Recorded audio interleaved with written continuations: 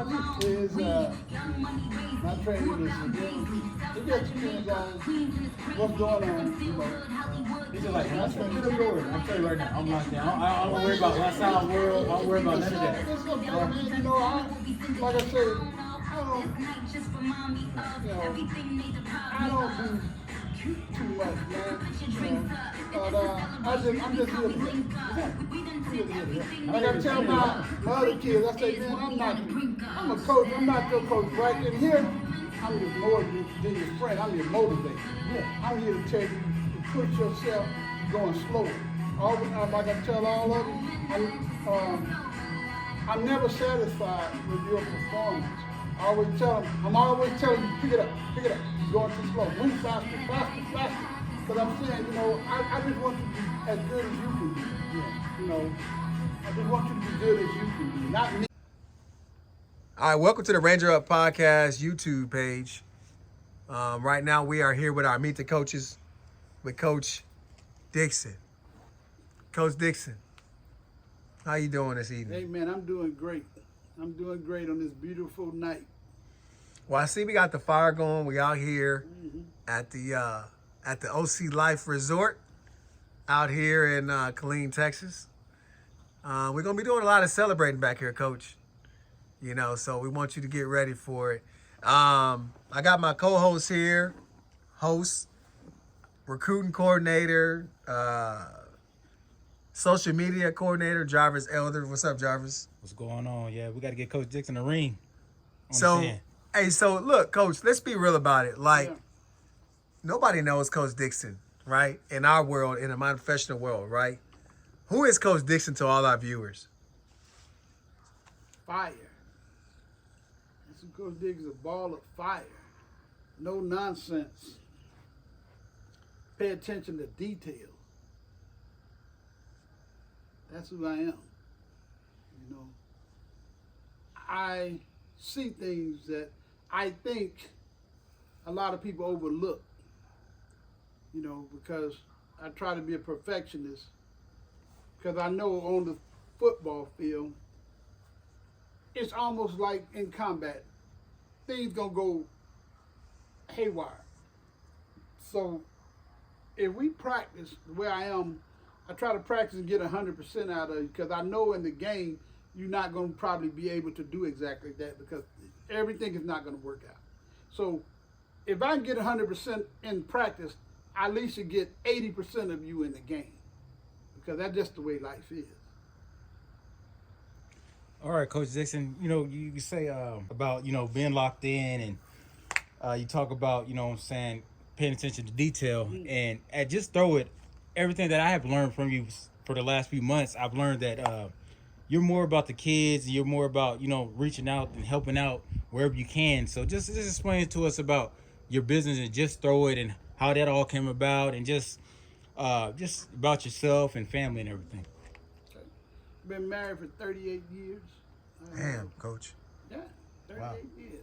You know, I'm older than I look. You know. It's a long time. Yeah. 50? Huh? 50? 50 what? Years old? Am I 50 years old? My shoes is older than 50. You know, Just Throw It came about because I wanted to teach the young kids how to play the money position in sports as quarterback. And I have to say this, you know, a lot of African American quarterbacks have got a bum rap. And I said to myself, I have to do something to fix it. I don't have to wait till it gets fixed. I'm gonna take it on myself to fix it.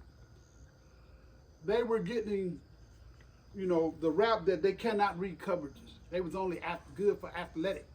You know, they can run, they can do this, but they cannot read the coverages. So I said to myself, I'm gonna change this situation.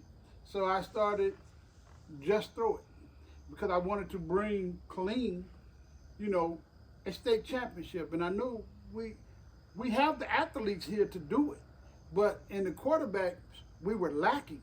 We were lacking because we were just athletic quarterbacks, you know. So I said, I got to teach these young kids how to progress, you know, and go through progressions, reading coverages to know the different coverages. And because that's half the battle on offense. Your pre-snap read and post-snap read. Understanding where you're going to throw the ball almost before you throw it. You know, so basically, I always tell my young kids and my quarterbacks, hey, you got 3 touchdowns before you even go on the field because you know how to read the coverages. You're going to probably score 3 touchdowns yourself just by throwing the ball because you know where to throw. You know what type of defense they're setting up in. You know, and we are intelligent. You know, we're not all just fast runners, you know, instinct players. No, we're very intelligent. We just have to be taught the game. So I know the game and I study the game, so I took it on myself to do what I think takes. So that's how it came about, really. You say you've been married for 38 years. Oh, yes. What would you tell the viewers, like the young folks that are married or just anybody that's out there that's married? What would you say? How you gonna advise us? What advice could you give advise these us? kids? 38 years, same woman. Yeah. Like, And we was high school sweethearts too. What can you say to the viewers? Like, what would you say? What does it take for 38 years to get to there? The hardest thing in the world is for you to find someone who loves you. Not for you to love somebody, but to find somebody who loves you. Once you find somebody who loves you, they're going to stick with you. They understand your ups and downs, and you understand their ups and downs. You have to be there for each other. You know, it's hard. It's hard. Being commitment is hard, but it's worthwhile. So that's the only advice that I could give a person. You know, it's hard. You know, but if you want to do it, you'll do it. so basically, Coach, the Lone Star Rangers was founded, by Coach Clark and Miss Bev, and our mantra is always striving, never settling, right? Yeah. That's Coach Clark, right? Mm-hmm. You talk about your experience, you talk about the kids, and you have a business, and then you talk about your long-lasting marriage, Mm-hmm. right? We're in this business of coaching and playing with an organization that is about faith, family, and football, and I think that we cover all these bases. Mm-hmm. You touched on something that is near and dear to me, which a lot of people know that I'm very outspoken when it comes to this. You talked about the African American quarterback and how they're portrayed. Mm-hmm. But I want to go a little bit deeper. We got a Caucasian head coach Mm-hmm. that does not like the N-word at all. Okay. Coach Clark despises that, right? Yeah. He's one of the most reputable coaches when it comes to promoting diversity in his program. Mm-hmm. Number one, in my eyes. Mm-hmm. I want to talk to you about the Rooney Rule. I want to talk to you about how our African-American coaches, Hispanic coaches, our female coaches are being portrayed not to be smart enough, don't have enough experience. But you take a coach like Eric Bieniemy, Mm-hmm. who was under Andy Reid, Yeah. helped Andy Reid win 2 championships. Yes. Now he's being questioned right now if he can call plays as a sole coordinator without Andy Reid. What's your take on the perception of not just the NFL, but just as a whole of minority coaches, specifically offensive coordinators? Well, they say with that particularly thing with Andy Reid and the guy you're talking about, Eric Bieniemy. Eric Bieniemy, they say they are trying to say that it's really Andy Reid, it's not Bieniemy, who is really doing everything behind the thing. He's riding the coattails of Andy Reid. To me, that's just an excuse for not really trying to hire that coach. Now they also say he doesn't, when you sit in an interview well. Now I don't know. I never sat in an interview with him, but I'm like, you got to be kidding. Come on, man. You got to be kidding me. And some of these coaches are retreads. They get fired and hired and go somewhere else and get another job. Yeah. Black coaches don't get that. Not at no offensive coordinators, and that's what you're gonna have to do. You have to be an offensive coordinator or a defensive coordinator, to get a head coaching job. And a lot of their names are not in the pool. So you're in a position where you've got a lot of quarterbacks out there, quarterback coaches that are African American. No, it's not a lot of them. Well, you got Not a lot of them. you got man, what was his name? See, if it was Flip a lot of Hamilton. them, you know his name. Hamilton, Pep Hamilton. Yeah, Pep Hamilton out there, and I think it's Whitlock, the one that had he was Cam Newton's quarterback coach. Excuse me, I can't think of his name right now. There's not a lot of them that are out there, right? But I'm gonna say this: in the modern professional football world, you're one of the few that we know of. I'm talking about this subject because Jarvis and I have a lot of heart-to-heart conversations about just life in general, right? Mm-hmm. We're coaching for a Caucasian head coach who believes in diversity and who believes in equal opportunity. Mm-hmm. Retired signed for his class with over 24 years of military experience. Mm-hmm. What is your attitude going into this 2024 season with the Lone Star Rangers, knowing that you have the greatest responsibility besides myself as an offensive coordinator, being African American, as coaching the position of the money position, the quarterback? Well, to me, it's plain and simple. I am a quarterback coach. My skin color is going to come with me. I'm not going to hide it from anybody. I'm black. As you can see, I'm a dark-skinned black man. So I'm not trying to hide anything. It's up here that you want. You want what I got up here, and you will see it. You will see it if you watch.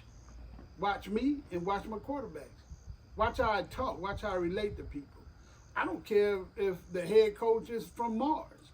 I'm not looking at his skin color. I know he's white. But I'm just thankful that he's given me this shot to prove who I am. I'm thanking him for being who he is. Not the color of his skin, but who he is, his character. To trust you to go out and get the best coordinator that you think you could find. And that was me.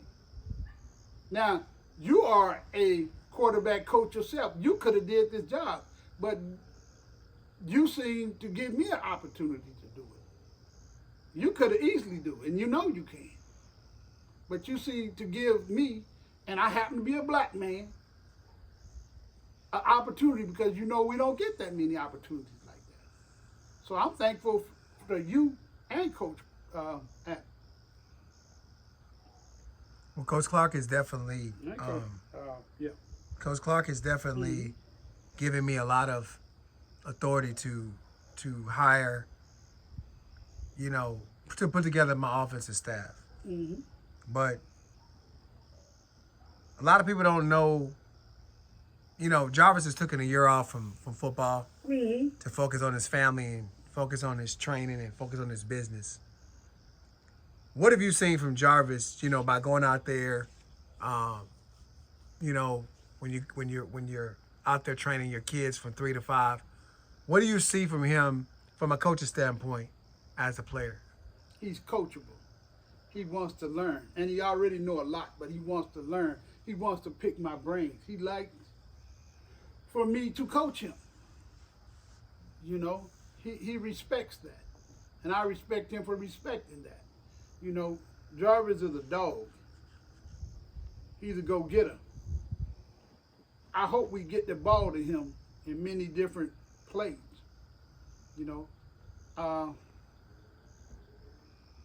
I'm going to enjoy using him as a weapon. But I need to find some more weapons. You know, I like your formations that you have, because I stumbled on something. I was looking through your formation and I was saying they didn't add up to what I thought they was, because I was looking at them in the wrong direction.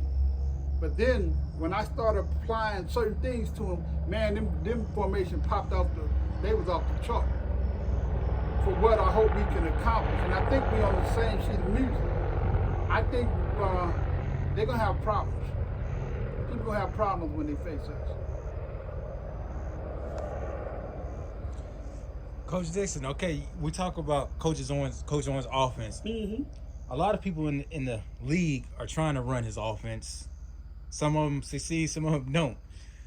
And from just looking at his offense, what would you say the biggest thing is? Because for some of the players, they say, oh, it's confusing. But if you really just learn and just listen to Coach Owens and how he puts out his offense and how he wants it run and how he wants everybody to be in each formation, what would you say? Like, what would you say to the viewers and just the players coming in? What would you tell them about that? Be ready for repetition. We're not going to put you out there and you don't know what's going on. We're going to rep and rep and rep and rep and rep. That's why it's called practice. You're not going to have an excuse to say, I don't know the play. We're going to do it about 10 times.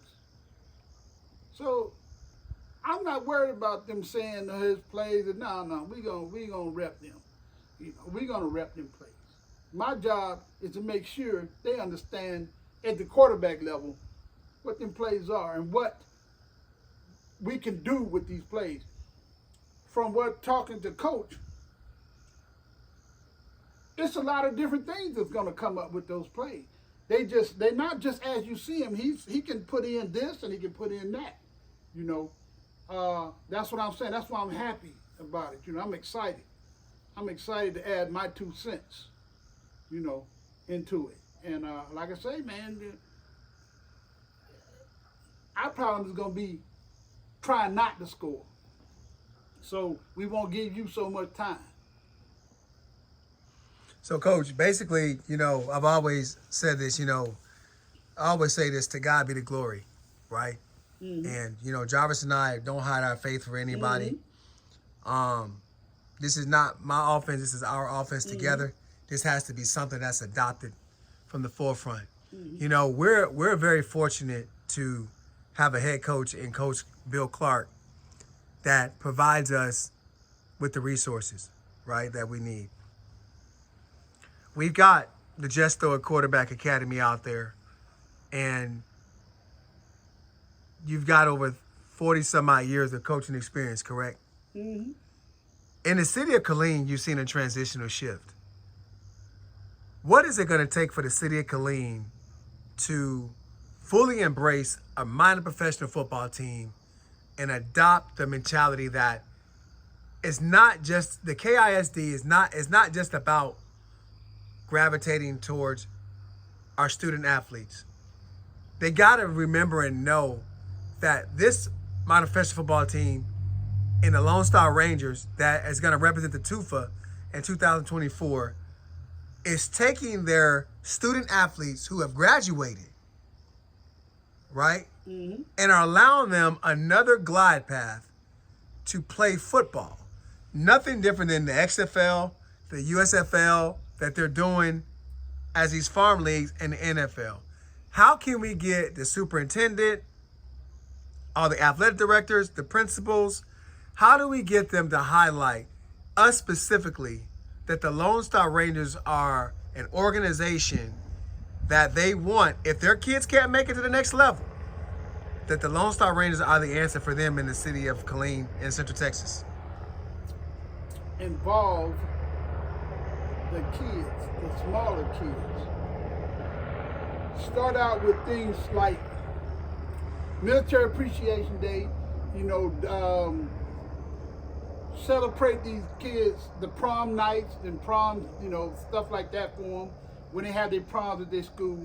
You know, go out to this community and put their kids first. Let their kids have how you say, camaraderie or whatever with our team. You know, we have to not be a place where we just coming in to grab money, you know, and stuff like that. Our players on our team have to be, how can I say, role models, but they have to work inside the community. They got to go to these, we got to do like little fundraisers. We got to go out to these schools. We got to talk to these coaches. We got to talk to these principals. We have to let them know we are reputable. You know, we are somebody that your kids can look up to. Because this is a military town. They don't have any pro sports like that really here. We don't have any college basketball team, no college, you know, football team. I see the Lone Star Rangers as being that. We have an opportunity to really involve this community. But we have to go out in the community and be seen doing the right things. We can't have players getting DUIs and, you know, toting guns all over the place and doing things like that. You know, I'm not saying everybody has to be a choir boy, you know, but they have to be somebody that these kids will look up to. And their parents will bring them to the game. And the children will bring their parents to the game. That's what we have to do. Would you say our biggest challenge for the Lone Star Rangers will be trying to get players to believe in our organization, or would you say what would be our biggest challenge for coming into 2024 season? What would you say the challenge will be? Well, I really don't know at this time, but what I think is going to be making them see by us coaches that we have our stuff together. And we'll start out by our combine. Everything will be organized. You know, and they will see, hey, we're in an organization. You know, we got Coach Owens already has T-shirts for offense and defense, little bitty things. It's like that's attention to detail. He's like that too because he got a military background also. He's retired too, you know. So he pays attention to detail. So it's not going to be a shabby outfit. We're going to come out there and we're going to look professional. And the players are going to see that, and they should want to be a part of that. And then once we start winning, which we are going to start winning, they're really going to gravitate to it. They're really going to want to buy into the system. Just knowing Coach Owens, what are some of the things that you have learned from him, and how did you meet Coach Owens? And like, what would you say about some good things about Coach Owens? He's an innovator, just like me. He'll look at that chair, but he's seeing what that chair could probably do with somebody in it moving it from left to right. You know, he sees what's not there, but the possibilities of what can be there. You know, I came into his office and I sit there and I told him, man, look at these, look at this, look at that. And as I was doing that, he was, okay, but look at this too. What if we do this and what if we do that? And I was going, yeah, we can do that. Look at that. Then, you know, and I knew then, you know, he's a three-dimensional guy playing one-dimensional football. He thinks in three dimensions just like me. He sees what's not there, but the possibilities of what it can be. So I never worried about me and him kicking it off. I knew that from the first get-go. So, Coach, you talked about you and Coach Clark. Mm-hmm. You guys knew each other in high school. Well, I didn't know him in high school, but we went to the same high school. So y'all went to the same high school. Yeah. And then we're talking about some years later. Yeah.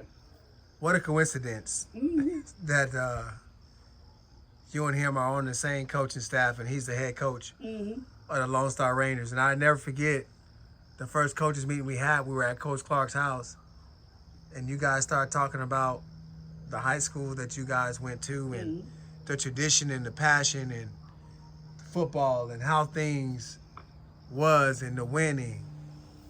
How do you think you and Coach Clark together are going to mesh together on this staff, knowing that you guys didn't personally know each other back in the day, but now you guys have kind of reunited. Because I ain't going to lie, Coach, when we have our coaches meetings and you start talking, and you and Coach Clark, y'all like famous Amos, man. You guys, y'all are super funny.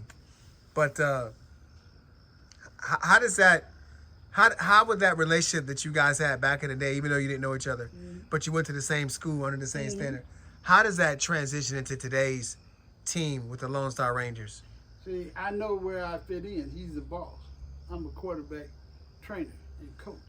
You know, my thing is to be the best that I can be to give him what he wants. You know, I have no, ego in that. That is my boss. I'm going to support my boss. And I think he knows that. But if he don't know that, he's going to learn it. After he watched this video, he'll know it. That's fine. So I want to rewind back because, you know, I always mention Jarvis and I because God just did something amazing with us. Yeah. When, you know, we were on the, you know, the Vipers team and, you know, things may have not went the way that we wanted to go, but it went the way God wanted it to go, right? Yeah. And what's crazy is Coach Clark was doing the equipment. So he's a former head coach. I'm a former head coach / OC, but I primarily love play calling. Jarvis played for the Lone Star Rangers. Then he went to the Vipers because it was just, you know, a team that he just wanted to stay active and play ball. And the Vipers were, you know, and are a great organization. So when you went to your first minor professional football game, you know, what was your thought process of like the atmosphere? Not talking about the teams that were playing, but the atmosphere. Did you foresee yourself being in that position and looking at the game from a coach's perspective of what you would do differently? You mean the now? Because like I say, I used to be a coach of a semi-pro team, Central Texas Warriors. Well, yeah, You're now. talking about now. Now, right? because it's been so long since you've been, you know, Right. affiliated with it, because you've been doing your own individual quarterback thing. But to go back when we went to the Bisons and Vipers game, how did you feel being there? I liked the crowd. The crowd was supporting the teams that they was out there playing, you know. It was just semi-pro football. It was exciting in ways. It was even exciting watching the people on the field fight each other. But, you know, that's just how this league is sometimes, you know. But it was fun. And it has to be fun for me first to even want to be associated with something. Football is just fun. Well, I'll tell you, one of the greatest things we have in our league is Pam, the commissioner. She doesn't tolerate a lot of bull junk a lot of these other organizations and leagues they tolerate. It's not just about a win or a W or, I'm gonna be honest with you. You know, you mentioned something about I could have done the quarterback coaching thing, Yeah. and I told you flat out. I said, hey, this is something I've never done before. But I told Coach Clark, one thing I learned, you know, in my stint with the Vipers was I needed to be more transparent and I needed to be more open-minded. I'll tell you, my superior focus is the O-line and working alongside of Coach Abbott, because the O-line scheme is going to set up a lot of deception that we have within our offense. You speak about me and you speak about Jarvis, but, I'll tell you where you add value for just you and all our viewers out there and anybody that questions you as a coach or has questioned.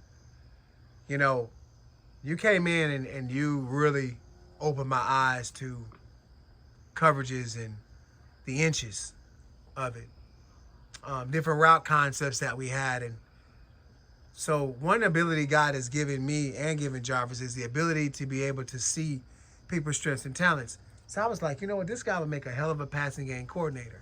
And I think what happens is when you look at the term offensive coordinator, your job is to coordinate the offense. Mm-hmm. You got a run game coordinator that focuses on, which is normally the O-line coach. Then you got a passing game coordinator, which is normally the quarterback coach. So then they'll turn back around and say, well, if you're the offensive coordinator, why do you need all these pass and run game coordinators?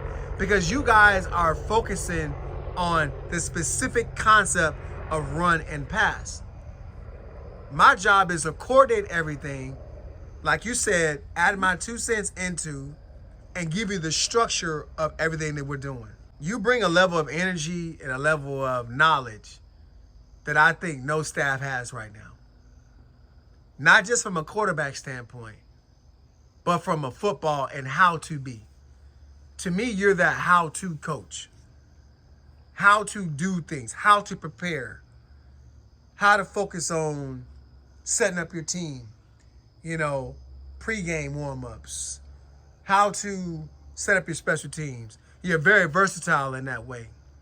But the most thing that I do love about you is the fact, Jarvis and I've always said this, is that you're loyal and that you're not trying to build Rome in a day. But what you're trying to do is you're trying to be the best at the position that you have.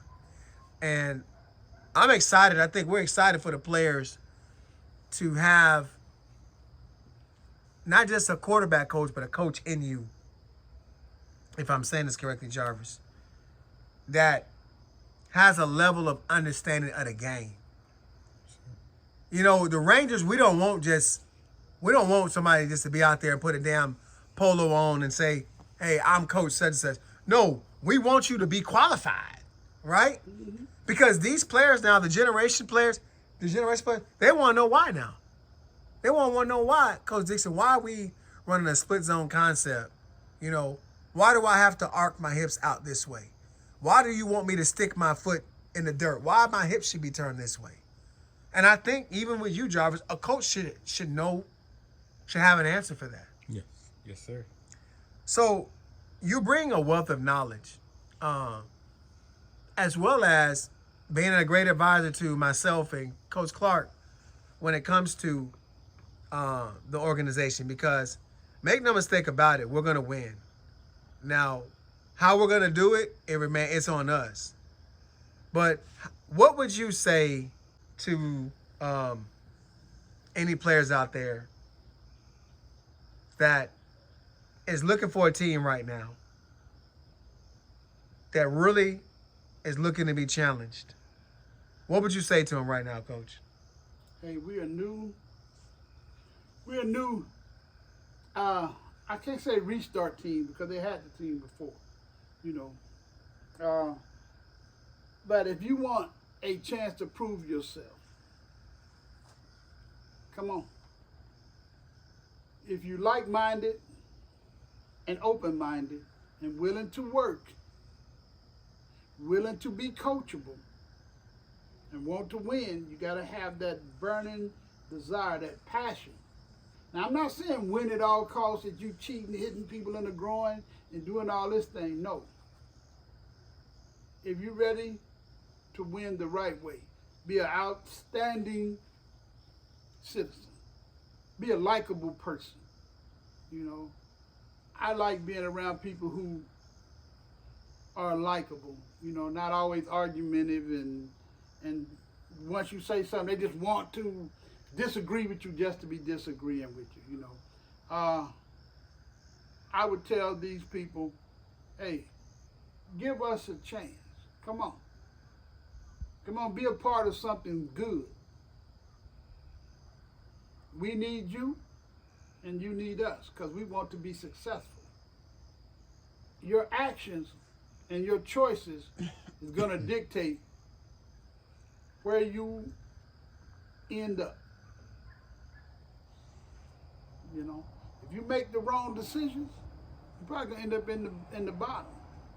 If you make the right decisions, you're going to end up somewhere on top. But you have to make the decision. It's up to you. We can train you, teach you, do all this, but it's up to you. Like I say, you can't be out there beating up your girlfriends. Can't be out there smoking weed all over the place, trying to be a gangster. Either you in or you out. You can't straddle the fence. Either you in or you out. That's basically all I can say. For all the viewers out there, Coach Dixon has his business called Just Throw It.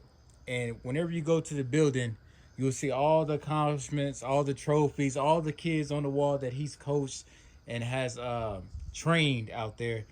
So, Coach Dixon, I mean, we would love to put this on your YouTube, at the end of this. And at the end of this, just for all the viewers out there, just let them know where they can locate your business. For all like the moms and dads out there that want to bring their kids to your business, just give them all the information they need to know where your Just business Throw It, Texas is located on Rancier Avenue. It is 205B in Bravo, West Rancier Avenue, Killeen, Texas, 76541. It's in the corner of the Renner Center and some other barbecue place. I don't know, but and you can also find me at on my YouTube channel, where I have over 400 different YouTube videos. See, not just of quarterbacks, because I train other positions also, wide receivers, defensive backs, basketball players. And so you will find out 400 different videos, and you can always find me at my on the web page, that www.justthrowItTexas.com, and that's what I can tell you. I would love to teach and train your kids. How much you charge, Coach? $25 a session. One session is 1 hour. Jeez, that's cheap. That's way cheap. Too cheap. But you do it for the love of the game. That's right. I don't want any kid to say they didn't have an opportunity to succeed, because they didn't have money. So I took that away from them. I got to make some money out of it. So, because I have to buy equipment, I'm not rich, so I use everything I get back into that little business of buying equipment, buying football, buying cones, nets, and whatever else I need. You do smoothies too. You feed the kids, don't you? Yeah. Or Oh adults. yeah. On Friday nights, we used to, because when COVID came, it stopped everything. I used to cook all kinds of food, put it on what I call my dinner table. The dinner table, the training table. And the kids, they're welcome to bring their brothers and sisters, and a lot of parents was eating up there, and it was good, because that's what I wanted to do, You also provide waters on Sundays for the kids. Of course, if I'm going to hold something, I'm at least going to give them water. And I also heard about this Thanksgiving bowl that you do every year. Explain the that. turkey Explain bowl. that. Explain That's that. when all our kids come back that I have trained. And sometimes we'll have, I've been doing it for the last 6 years. Sometimes we'll have like 40 kids there. All of them come back and they're going to play in this game. If they don't do anything else, they find a way to get back here to play in our Thanksgiving bowl game that we play up at the Iduma Elementary School. And it's fun. They always say I change the rules, but sometimes I do as the game goes. That I try to make it competitive. But the kids like it because they keep coming back to it more and more. So, Coach, we're a family organization. Mm-hmm. When we interviewed Coach Clark, we talked about Miss Bev, and we talked about what she meant to him. Mm-hmm. What does Miss Dixon mean to you? And we're going to end on this note, because that way, you can't do this, without her. But, we'll give you the time that you need to express your love and gratitude for Miss Dixon. Support. The ultimate support. Whatever I need, she's going to be there. She's going to encourage me to do it. And she always got my back. So I'm lucky. Like I say, not to love, but to find somebody who loves me. I like that. Coach, one last question. What the hell are you doing with a Corvette at your age? I'm a old man, and like I say, who's young at heart. I never had probably something that I really wanted because of my family situation. You know, I inherited my grandkids, you know, because of the death of their mother, and so I've always did everything for my family. But now, it's my time. Everybody's grown. Sounds like that's rich to me. Yeah, well, I tell you what, Coach, it's been an honor and a pleasure.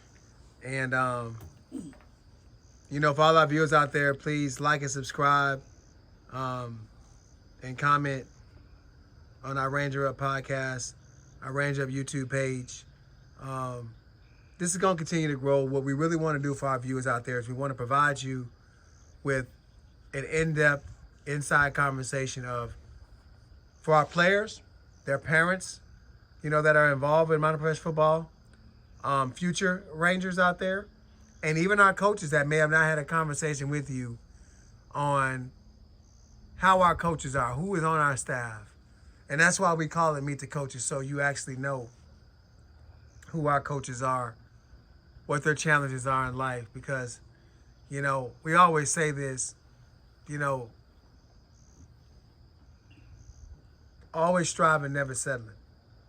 And we're always striving to make sure that our viewers out there get good content for what we have the capability of doing to pretty much show what type of coaches we have and what we're bringing to this city. And when I say this city, I'm talking about Copper's Cove, Temple, Killeen, Central Texas in general, right? We don't discriminate on where the players come from, but we want the right players. And one thing Coach Dixon said is that when we say win by any means necessary, that's excluding anything that is illegal, right? We don't stand for that. And so, Coach, I want to tell you it's an honor and a pleasure. Learn a lot about you. Definitely the part about, you know, find somebody that loves you. 38 years of marriage, 40 years of coaching,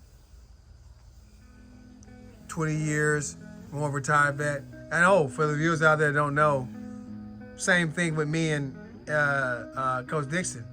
I didn't know him in Korea, but we were in Korea at the same time. And I actually played and he was a coach on the post-intramural basketball team when Young Song would play. I think you were on with Seoul or something like that. He was on the actual post team and I was on the other team. And I was a shooting guard at the time. And so that's how we kind of figured out when we were doing our coaches interview that we in Korea at the same time, at the same base. Old Camp Corner, right, Coach? Yep, Camp Corner. So that just goes to show you how, you know, connected Small we are. world. It's a small world. Jarvis, you got anything before we close out? It's been a pleasure, Coach Dixon. You're an amazing man. I love what you do for the kids and just throw it. So keep doing what you're doing and keep inspiring, man. Yeah.